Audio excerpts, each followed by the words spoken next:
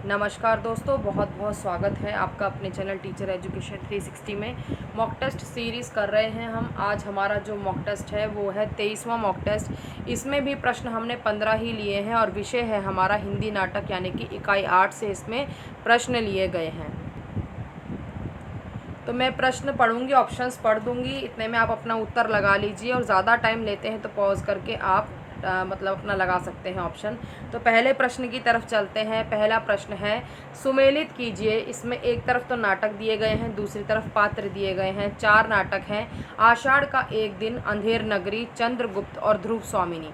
पात्र है right side में कल्याणी, प्रियंगु मंजरी और रामगुप्त और गोवर्धन दास। तो किस नाटक में कौन सा पात्र है इनमें से, ये आपको बताना है। तो आप देख लीजिए, इसमें हम देखते हैं इसका उत्तर क्या है। तो पहले प्रश्न का जो सही उत्तर है वो है हमारा तीसरा वाला, यानी कि 2, 4, 1, 3। अब हम इसे मिलाते हैं। तो आषाढ़ का एक दिन जो है उसका पात्र है प्रियंगु मंजरी। अंधेर नगरी जो है उसका पात्र है गोवर्धन दास। चंद्रगुप्त का पात्र है कल्याणी और ध्रुव स्वामिनी का पात्र है प्रियंगु मंजरी। तो ये 4 पात्र हैं इसमें। तो इसका ऑप्शन जो है वो तीसरा वाला सही है, 2, 4, 1, 3। आगे चलते हैं अगले प्रश्न की तरफ।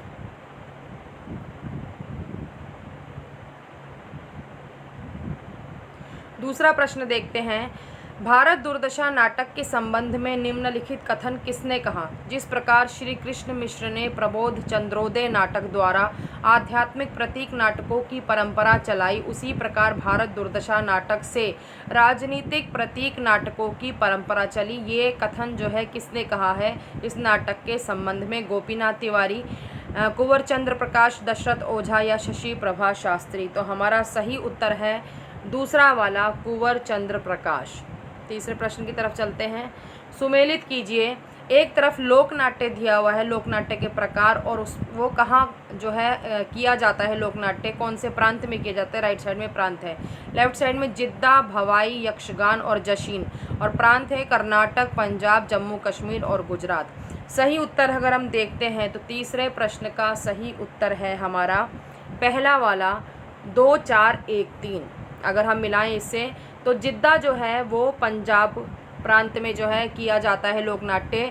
उसके बाद भवाई देखें तो भवाई गुजरात में है। वो पिक्चर आई थी हम दिल दे चुके सनम, उसके अंदर भवाई गाया जाता है। जब आप देखते हैं ऐश्वर्या राय का गीत भी आप वहाँ जाकर देख सकते हैं, वहाँ से मुझे याद आया इसका।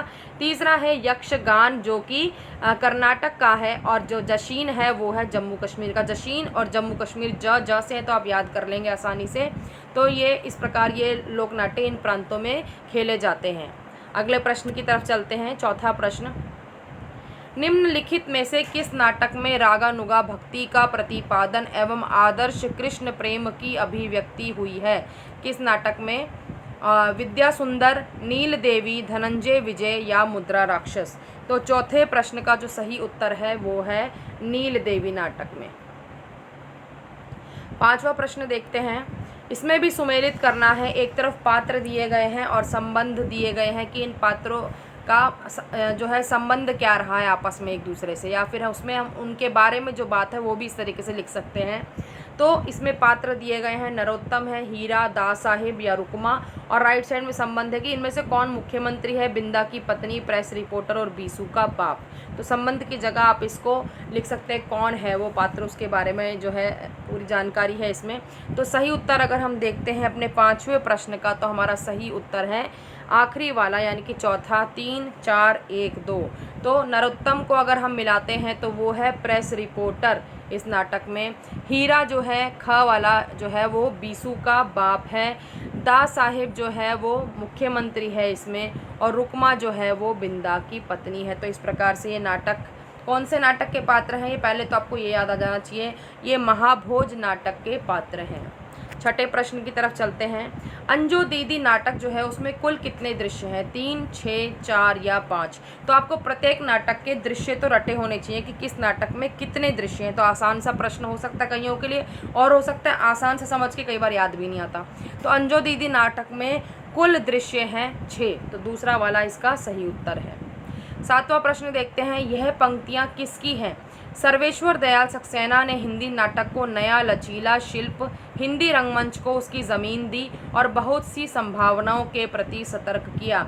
नाटकों के बारे में बहुत लोगों ने और बहुत सारी बातें लिखी हैं, तो ये बहुत इंपॉर्टेंट है, इसमें से कोई ना कोई तो आने का पूरा पूरा चांस है। तो 7वें प्रश्न के जो ऑप्शंस हैं वो हैं डॉक्टर गिरीश रस्तोगी, रामचंद्र शुक्ल, डॉक्टर नगेंद्र और महावीर प्रसाद द्विवेदी। और हमारा सही उत्तर है पहला वाला, डॉक्टर गिरीश रस्तोगी की पंक्तियां हैं ये। अगले प्रश्न की तरफ चलते हैं, 8वें प्रश्न की तरफ।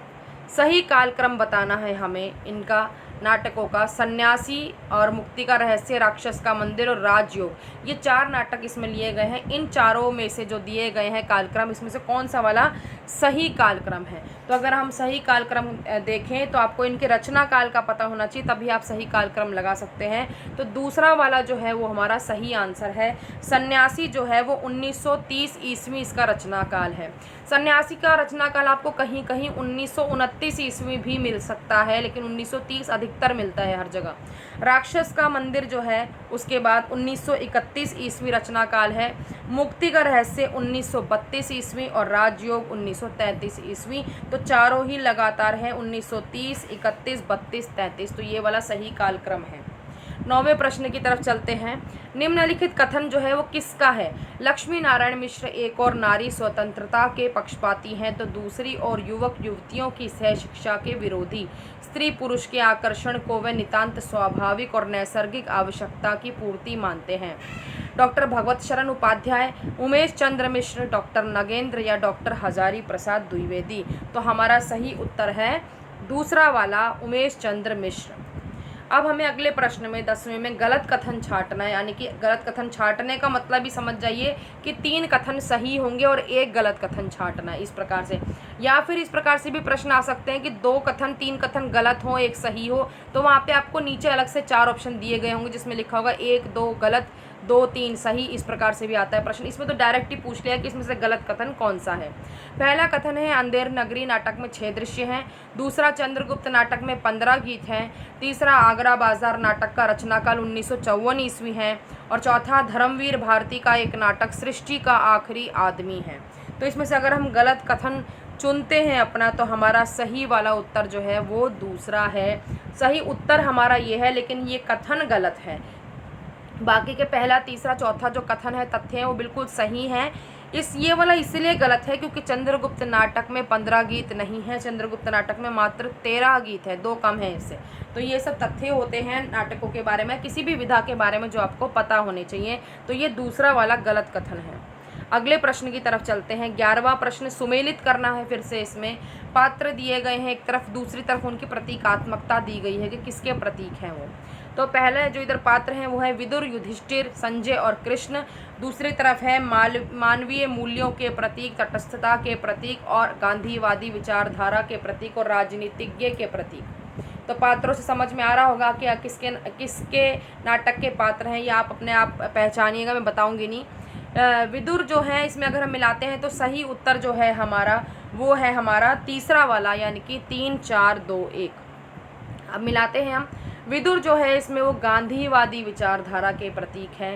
युधिष्ठिर जो है एक अच्छे राजनीतिज्ञ हैं, उसके प्रतीक हैं। संजय जो है तटस्थता के प्रतीक हैं। और कृष्ण जो है इसमें मानवीय मूल्यों के प्रतीक है। तो ये इसका सही उत्तर है। 12वें प्रश्न की तरफ चलते हैं। ये कथन जो है, निम्नलिखित कथन किन दो के बीच का है? संवाद भी कह सकते हैं, किन दो के बीच का संवाद है, लेकिन ये संवादी एक जना दूसरे को कह रहा है, कथन है, उसने कहा है एक वाक्य। तो मैंने कितनी बार कहा है कि सबके सामने आप लोफरों की तरह ऐसी बातें ना किया कीजिए, आप अब सिटी मजिस्ट्रेट हो गए हैं। तो ये जो कथन है वो किसने किससे कहा है? ओमी ने नीरज से कहा है, या ओमी ने श्रीपत से, श्रीपत ने ओमी से, नीरज ने श्रीपत से। तो इस प्रकार से है। आपको पहले तो आपको सोचना है कि किस नाटक के बारे में बात है, ओमी, नीरज, श्रीपत किसके पात्र हैं। ये अगर आपने पहचान लिए तो आप पहचान जाएंगे। तो इसमें जो कथन है, जो हमारा सही उत्तर है वो है पहला वाला, ओमी का कथन है नीरज से। अब ओमी कौन है? अब पहले तो नाटक कौन सा है? ये नाटक अंजो दीदी नाटक है। ओमी जो है अंजो दीदी की बहू है और उन्हीं का बिल्कुल दूसरा रूप है। तो ओमी का कथन है ये नीरज से। नीरज कौन? ओमी का पति। तो ये पहला वाला इसका सही उत्तर है। 13वें प्रश्न की तरफ चलते हैं। ये कथन है, ये बताना है आपको ये किसका कथन है।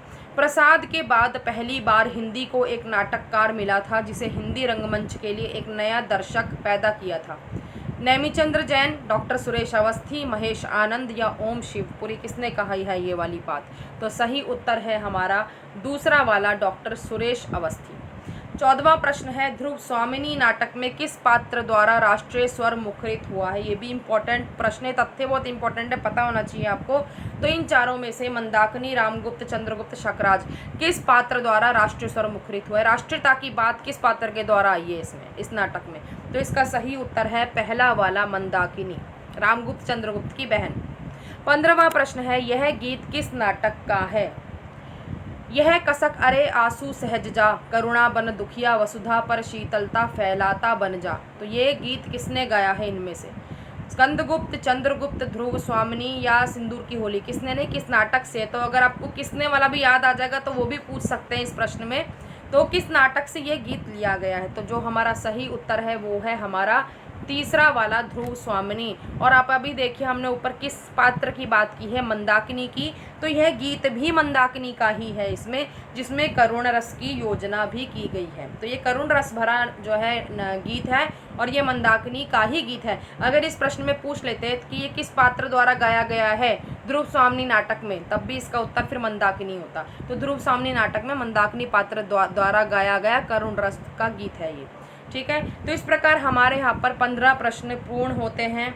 आशा है आप साथ साथ नहीं भी लगा पाए होंगे तो आप आराम से आपने लगाए होंगे टाइम लेके थोड़ा सा, लेकिन आपको अपना टाइम मैनेजमेंट भी करना है, इस बात का आपको ध्यान रखना है।